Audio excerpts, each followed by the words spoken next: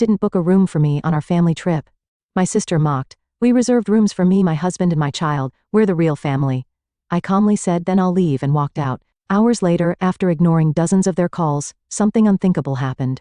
On Thanksgiving morning, as I woke up in my Chicago apartment, the familiar anxiety crept into my chest. Another year, another family reunion. This year's gathering place was the Breakers, a luxury resort hotel in Palm Beach, Florida. It was our annual family trip, with all expenses covered by my grandfather.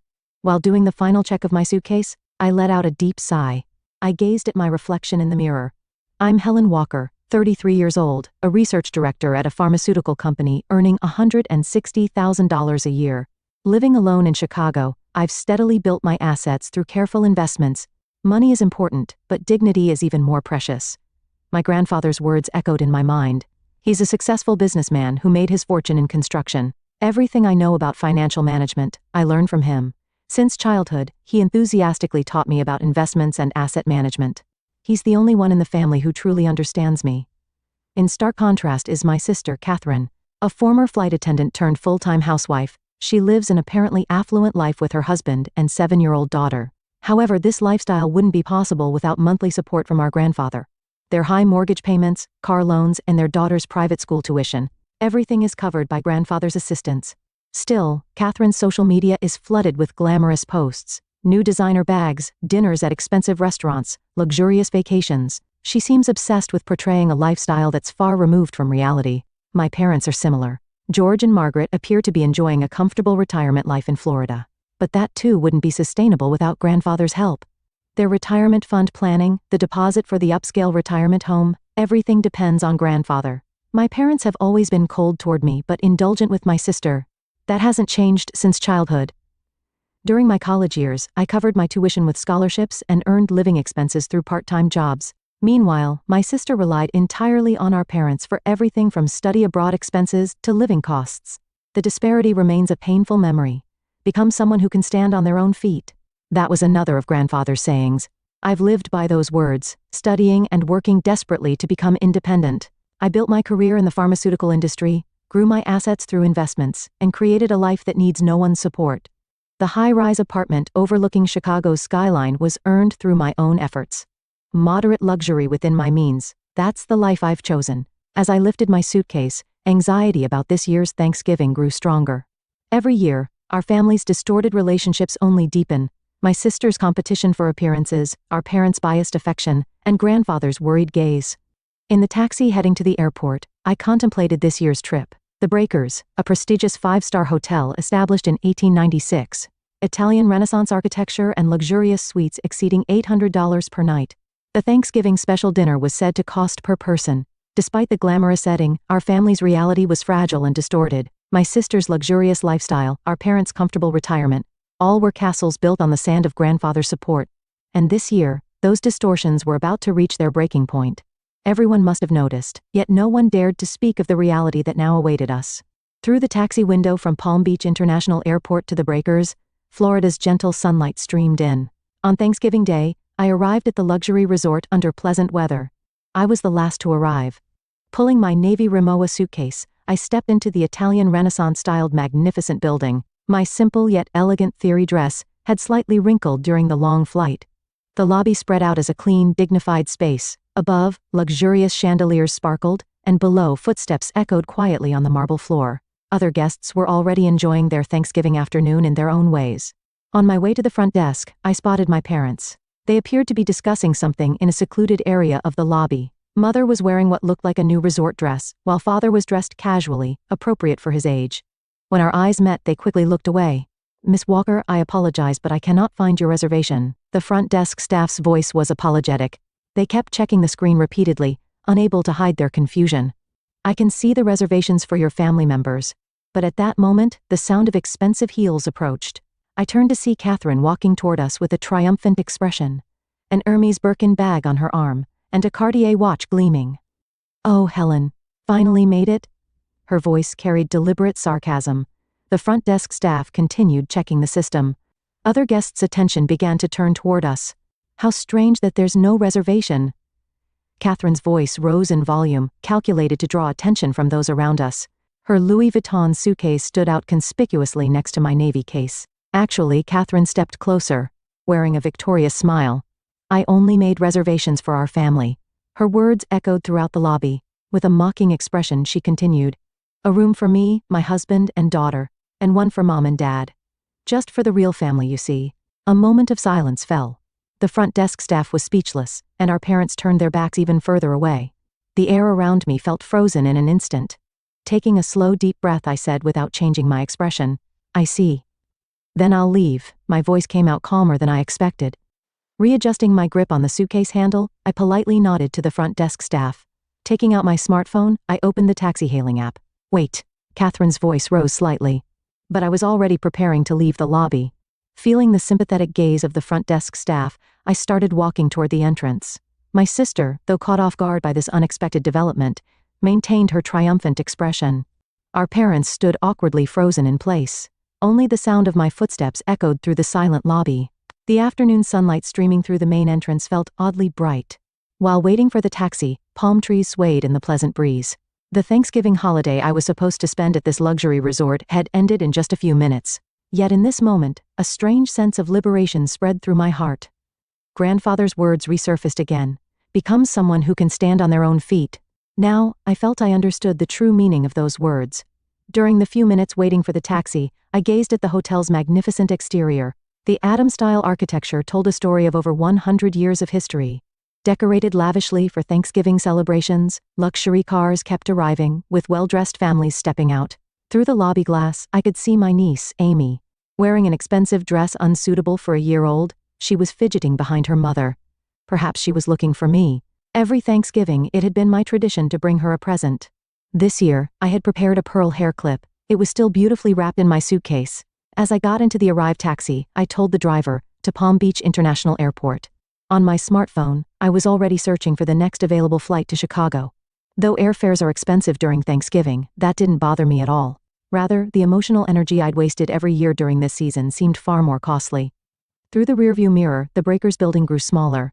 Its form gleaming in the afternoon sun seemed to symbolize our family's superficial glamour, and now, the first crack had appeared in that facade. I couldn't predict what would happen next, but one thing was certain. There was no going back. The taxi's interior provided a quiet space, shielded from the outside clamor. The air conditioning maintained a comfortable coolness, and the premium leather seats gradually eased the tension from earlier. Outside the window, Palm Beach's distinctive resort scenery flowed past. Neatly lined palm trees, white luxury homes, and occasional glimpses of the Atlantic's sparkling surface. Views that would normally captivate me now felt strangely distant. I took out my smartphone and dialed my grandfather's number without hesitation. The ringtone before he answered seemed longer than usual. Helen, what's wrong? Grandfather's voice carried its usual composure. I have something to report, I began, speaking in a matter-of-fact tone. I conveyed the events at the hotel without emotion, just the facts. The missing reservation for me alone, Catherine's words, and how I left. I explained everything chronologically. On the other end of the line, I could hear grandfather's breathing become slightly rough. I could tell he was controlling his anger. However, I didn't add any words seeking sympathy. I understand. I'll handle this from here. Grandfather's voice was low and heavy. In these brief words lay a premonition of what was to come. Shortly after hanging up, the incoming calls began flooding in. First from Catherine. Over 10 missed calls registered within 15 minutes. Helen, Amy wants to see you. She was looking forward to our annual Thanksgiving. Can't you think about a child's feelings? My friends are coming for dinner tonight.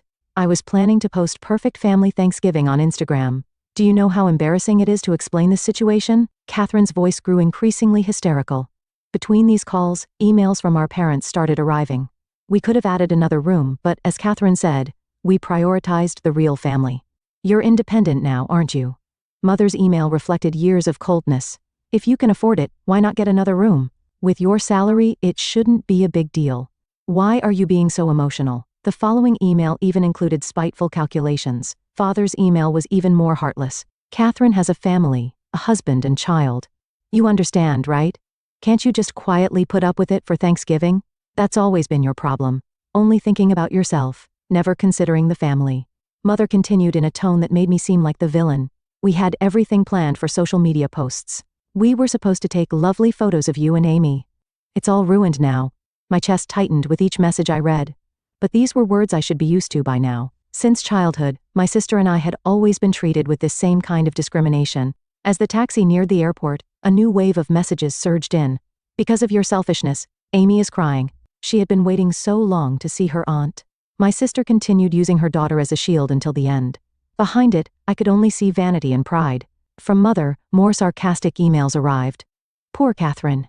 If you knew how desperate she is about Amy's future, you wouldn't understand, but children's education requires money. And yet, at a time like this, I felt no need to reply. If anything, I felt grateful that they had shown such blatant true colors. Just before reaching the airport, an email arrived from grandfather. I'm proud of your decision. I understand everything. At those words, my eyes briefly welled up with heat. However, these weren't tears of sadness, but rather a quiet determination marking the beginning of a new chapter. My smartphone was still receiving persistent incoming calls. Anxious messages from my sister saying, "Answer the phone right now." Accusatory emails from our parents claiming, "Your selfishness is tearing the family apart." But I had already reached a place where no one's voice could reach me. Getting out of the taxi, I started walking toward the international terminal. While booking my flight to Chicago, I felt a strange sense of liberation. This was the moment of being freed from the false real family. About 30 minutes after boarding the Chicago-bound plane, a new email arrived from grandfather. All family members were included in the recipients. The following is my final decision, to be announced. The email began in grandfather's characteristically dignified style. Today, on Thanksgiving, an incident occurred that severely damaged our family's dignity. The cruel treatment of Helen is an injury to the Walker family name and cannot be tolerated under any circumstances. Effective immediately, I am freezing all financial support to George, Margaret, and Catherine. I must remind you that your luxurious lifestyles are entirely dependent on my support. Those who have lost sight of family's essence, drowning in vanity and pretense, no longer qualify for such privilege. Just as I finished reading that part, calls from my sister began coming in. Her panicked state was evident from the frequency of incoming calls. "Helen, please, answer the phone. Convince Grandpa." Messages left on voicemail recorded my sister's voice in panic. It was clear that her life would become unsustainable without the monthly payments. All of her living expenses had been structured around grandfather's monthly support of. Emails from our parents also flooded in.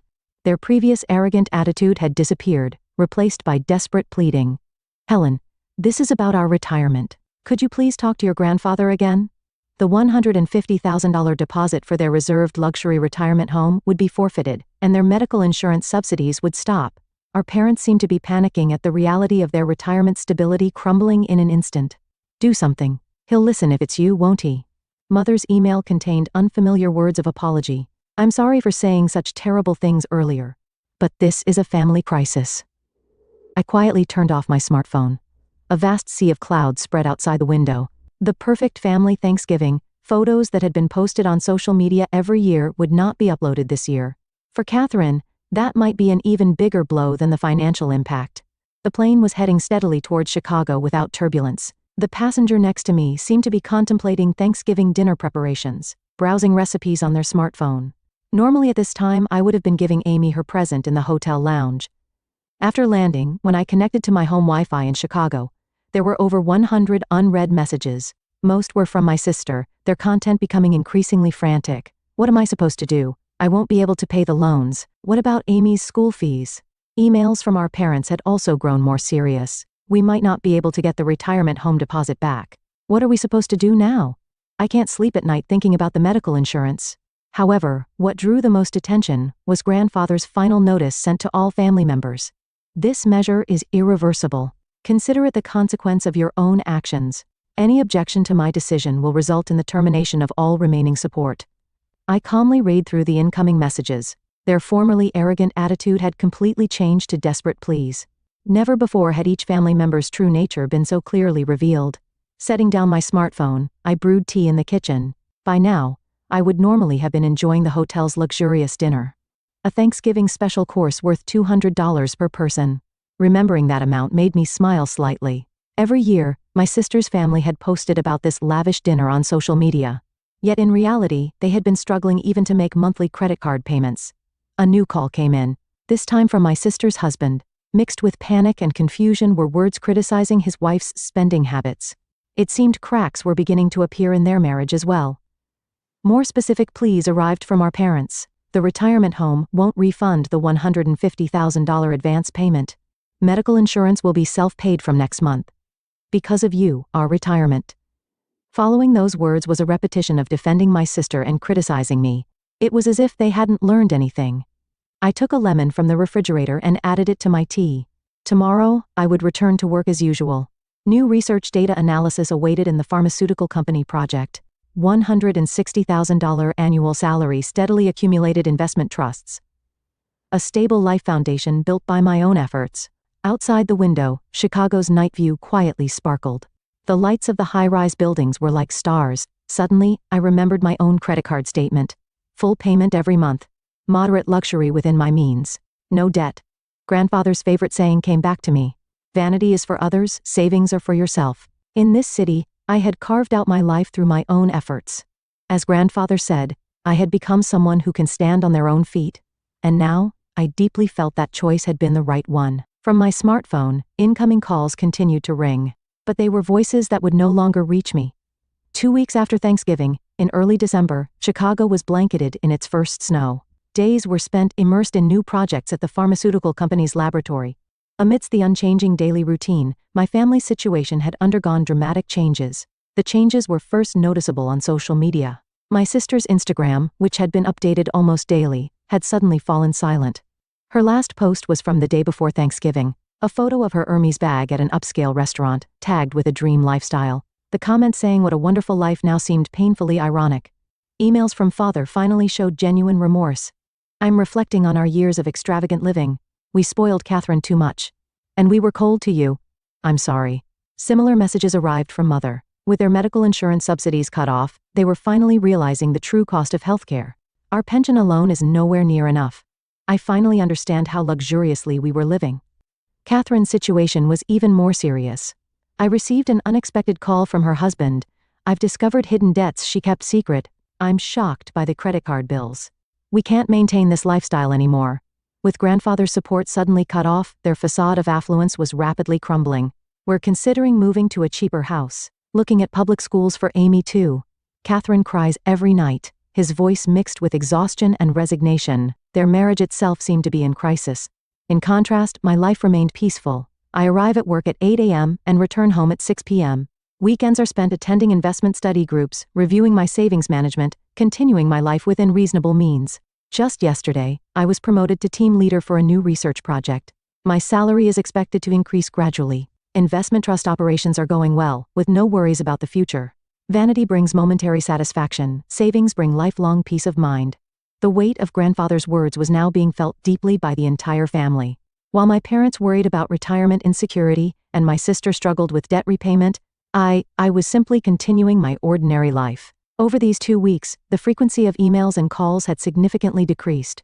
The desperate contacts that came daily during the one stone few days had dwindled to once or twice a week. Their content too was gradually shifting toward resignation. Amy will be transferring to public school. She'll take the school bus. I never imagined. My sister's latest email showed signs of accepting reality. The e-dream private school life she had shared on social media would never be posted again. Our parents were also considering moving from their luxury Florida community to an affordable condominium. Struggling with medical bill payments, their dream of a luxurious retirement had crumbled easily. We've been living with wrong values for years. That's what was written in father's latest email. However, whether this realization would become a catalyst for restoring true family bonds remained uncertain. Last week I received a concise email from grandfather. Awakening to the truth of life sometimes brings pain. But it's necessary pain. Your decision gave them an important lesson. I didn't reply, I just quietly saved the email. In Chicago's winter sky, new stars were twinkling. 3 months after that Thanksgiving, early signs of spring were beginning to appear in Chicago. My life hadn't changed, or rather, it had become even more fulfilling. The new project at the pharmaceutical company was progressing smoothly, and last week I received notice of a promotion. My achievements as research director were recognized, and my salary would be increased to $200,000. Investment trust operations were also doing well, with assets continuing to grow steadily. From my office window, I could see the vast surface of Lake Michigan. Waves sparkling in the spring sunlight conveyed a quiet hope. New research data was piled up on my desk. Time immersed in work was my most precious time. A birthday present arrived from grandfather the other day. A simple pearl necklace. The attached card bore a single line in his familiar, elegant handwriting. True brilliance dwells in those who stand on their own feet. I'd started maintaining minimal contact with my parents. They'd moved from their luxury Florida community to an affordable condominium. Those struggling with medical bill payments, they seem to be gradually adapting to reality. Luxury brings momentary joy, but there's genuine security in a grounded lifestyle. Mother's email contained words of genuine understanding for the first time. My sister's family had moved to an ordinary suburban neighborhood. Amy had started attending public school and was getting used to riding the school bus. Catherine's social media remained inactive.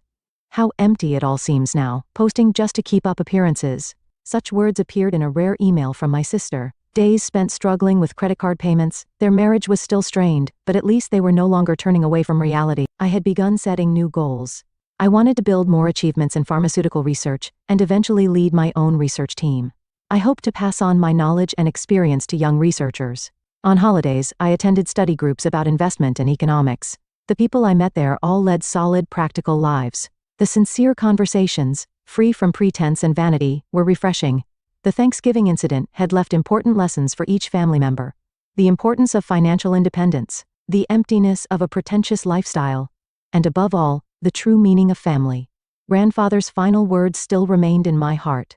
Real bonds can only be born after overcoming hardship. In my desk drawer, the pearl hair clip I had prepared as Amy's present still remained, beautifully wrapped. Someday, when she realizes true value, when she understands the importance of standing on her own feet, rather than counting social media likes, perhaps that will be the right time to give her this clip. Outside the window, early spring winds rustled through the street trees. As if announcing the beginning of a new season,